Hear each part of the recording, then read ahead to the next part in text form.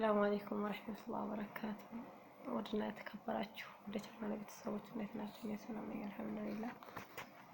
ያላችሁበት የአላህ ረህመት እዝነት አይለያችሁ። ወዳችሁ ፈዳችሁ ለምትከታተሉኝ እህት ወንድሞች ጀዛኩም አላህ ኸይር። ውስጥ መታችሁ ለምትጠይቁኝ ለምንድን ነው የተውሽው አታቋርጪ በርሽ መሳብሻል ለምትሉኝ ሽክራን አመሰግናለሁ። ጀዛኩም አላህ ኸይር። ወደኋት እንግዲህ ያው መጥቻለሁ ማለት ነው። ለምንድን ነው የተውሽው ብላ አንቺ ስላስታወስሽኝ ያው እኔ የተውኩበት ምክንያት ትንሽ ሀዘን ላይ ስለሆንኩ ነው።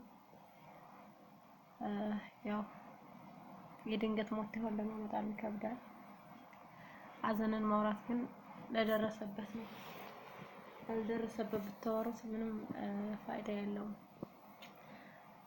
ችግርን ማውራት ለችግረው ሰው፣ ሀዘንን ማውራት ደግሞ አዝኖ ለሚያውቅ ሰው፣ በስደት ላይ ሀዘን ያዘነ ሰው እንጂ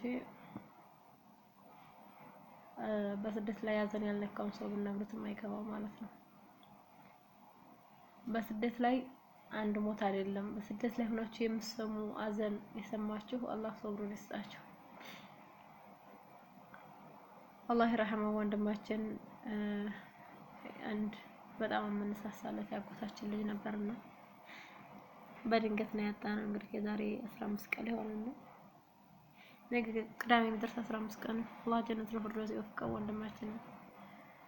እቺን ቪዲዮ የምታዩ ሁሉ ጀነቱል ፊርደውስ ይወፍቀው እያላችሁ ኮሜንት አድርጉ ማለት ነው።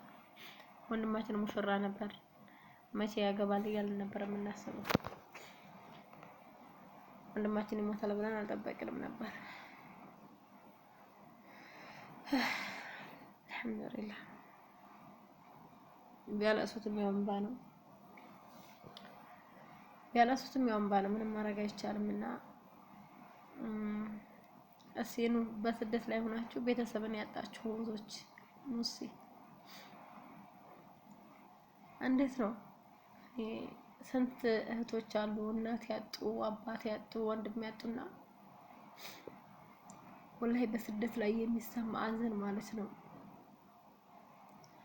አልቅሳችሁ አይወጣላችሁም፣ አልቅሳችሁ አይወጣም። እኔ ከሁሉም በጣም የከፋኝ ሞትም አይቀርም፣ ግን ብዙ ቤተሰብን ተራርተናል በስደት ላይ ሆነን። ግን የወንድማችን ደግሞ ለየት ይላል። ወንድማችን አንድ ስሙ መጥሪያ እንኳን ያለው ገና አበባ ልጅ ነው። ገና ሙሽራ፣ መቼ ሙሽራ ይሆናል እያለ ነበር የምናስበውና አልሐምዱሊላህ ሶብሩን እንዲሰጥ እንደው አድርጎልን ሁላችሁም። ሀዘን የሞከራችሁ ሁሉ ሀዘንን የሚያውቀው ሀዘን የሚያውቅ ሰው ብቻ ነው። ሀዘን የማያውቅ ሰው ብታወሩት ምንም አይገባው። ይሄንን ቪዲዮ ማዳመጥ ያለበት ሀዘን ያለፈበት በቃ በስደት ላይ ቤተሰብ ነው ያጣ ብቻ። በስደት ላይ ሆናችሁ ማለት ነው ብታዝኑ ራሱ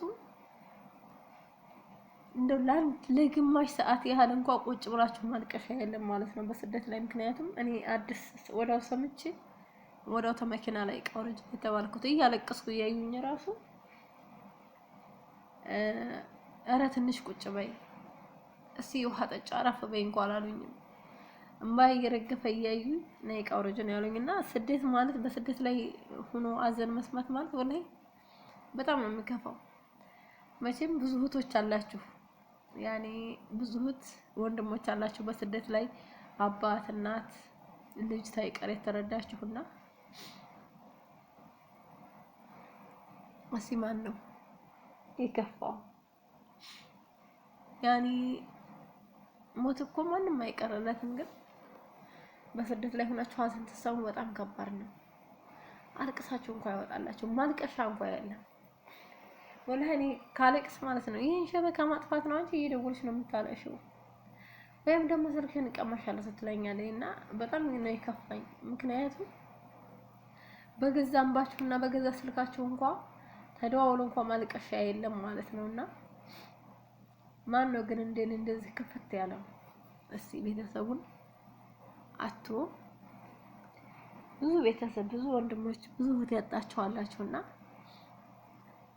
አልቅሳችሁ እንኳን ያልወጣላችሁ ስንቶቻችሁ አላችሁ። በሰው ላይ ሲሆን ደግሞ በቃ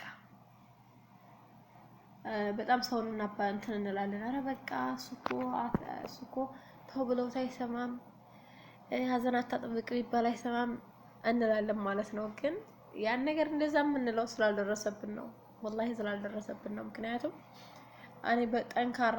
እኔ ራሴ ጠንካራ ይመስለኝ ነበር አንጀቴ። በቃ በጣም ጠንካራ ሰው እንደሆንኩ ነበር የማውቀው፣ ግን ስላልደረሰብኝ ነው ጠንካራ የሆንኩት እንጂ ትደርስብን ወላሂ ተፎቅ ምድር ለመውረድ በቃ ሰውነቴን ዝብዝፍ። ያኔ ጠንካራ የምንሆነው እኛ በሰው ላይ ነው፣ ግን በራሳችን ሲመጣ ግን አይቻልም። ወላሂ አላህ ብቻ ሶብሩን ይስጠን። አባቱንም እናቱንም የሞላው ቤተሰብ ብቻ ካይሆን ጎረቤት፣ ጓደኞቹን ሁሉንም አላህ ሶብሩን ይስጣቸው። እኛም ብቻ አይደለም፣ ሰው ስለተወለደ አይደለም። እና እስኪ ማን ነው የከፋው? እስኪ ማን ነው ወንድሙ ሙቶ እናቱ ሙቶ አባቱ ሙቶ አልቅሶ እንኳን ያልወጣለት? እስኪ ኮሜንት ላይ ያሳውቁ። ኮሜንት ላይ ገብታችሁ እስኪ ማን ነው ቤተሰብ አካል ሙቶበት በደንብ እንኳን ታያለቅስ ሁለዚህ የሚያንገበግበው ማን ነው? እስኪ በስደት ላይ ሆኖ ቤተሰብ ማጣት አንዴ ሳይሆን 2-3 ሞት ነው። እኔ በስደት ላይ ብዙ ቤተሰብን አጥቻለሁ፣ ግን የዚህ ደግሞ ላይ ይችላል። የዛሬ እንግዲህ 2 አመት ሊሆነን ነው። በጣም የምወዳትን አያቴን አጥቻለሁ። ግን ያኔ ምን ታረጉታላችሁ? አልሐምዱሊላህ ስራ ቦታ ሆነን የሰማሁት፣ ግን ስራ ቦታ ሆነን ብሰማም እረፍት ቤት ሂጄ በቃ አልቅሽ ወጥቶልኛል። ግን ረመዳን ነው፣ እረፍት መውጣት አይቻልም። እዚህ አሁን በጣም ነው የሚከብደው። ግን እኔን ተወኝ። እኔ ግን ምን አሰብኩ፣ በቃ ስንት አሁን ጠለብ የሆኑ ስንት እህቶች አሉ፣ ስንት በቃ ማልቀስ። እኛ ጠለብ ያልሆነው እንደዚህ የሆነው ጠለብ የሆኑት አሁን የቤተሰብን አዘን ሲሰሙ የቱን ያህል ነው የሚጎዱት? ይህ ጠለብ ያልሆነው የዚህን ያህል በቃ ነፃነት የሌለንን ጠለብ የሆኑት ደግሞ የቱን ያህል ነው ጉዳታቸው? ወላሂ በጣም ነው እኔ ልቤ የተሰበረው። እና በስደት ላይ ሆኖ ቤተሰብ ማጣት ከባድ ነው። አላህ ሶብሩን ይስጠን። በስደት ላይ ሆናችሁ ቤተሰብ ያጣችሁ ሁሉ አላህ ሶብሩን ይስጠን። በጣም ነው የሚከብደው፣ በጣም ያማል፣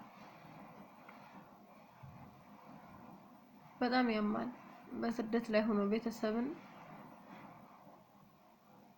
የቤተሰብን አዘን መስማት በጣም ነው የሚከብደው። ሁላችሁም ወንድማችን ያሲን ይመረን ጀነቱል ፊርደውስ እንደወፈቅ ዱአ አድርጉለት። በአላህ ስም ጠይቃችኋለሁ። ወንድሜ ገና ጩጬ ነው፣ ገና አብቦ አላለቀም። ዱአ አድርጉለት በጀነት ሙሽራ እንዲሆን።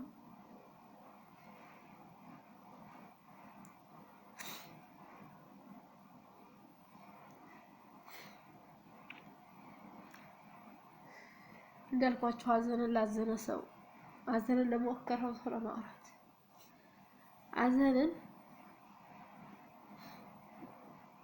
ሀዘን ላልወጋው ሰው ብታወሩት ምንም ፋይዳ የለውም። እና እኔ ወዲያው እንደሰማሁኝ አንዲት እህታችን አለች፣ በቅርቡ እናቷ ሞታባታለች እና ወደ እሷ ነው የደወልኩት። የደወልኩበት ምክንያት እንደሆነ ታውቃላችሁ?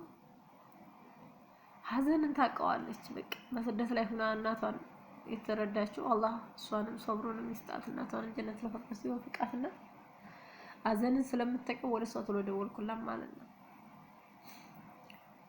የተቸገረን ሰው ችግርን ለተቸገረ ነው ማውራት። ላልተቸገረ ሰው ላራበው ሰው ብታወሩት አይገባውም። ራብን ግን ራብ ለሚያውቅ ሰው ነው ማውራት ያለባችሁ። ሀዘንንም ሀዘን ለሚያውቅ ሰው በጣም ነው የሚከብደው። አላህ ሱብሃነሁ ወተዓላ ሶብሩን ያምጣ። አልሐምዱሊላህ ወንድሜን አላህ ጀነት ለፈርዶስ ይወፍቀው። ነገ ጁምዓ ነው። ሁላችሁም ዱአ አድርጉለት ያ ረብ።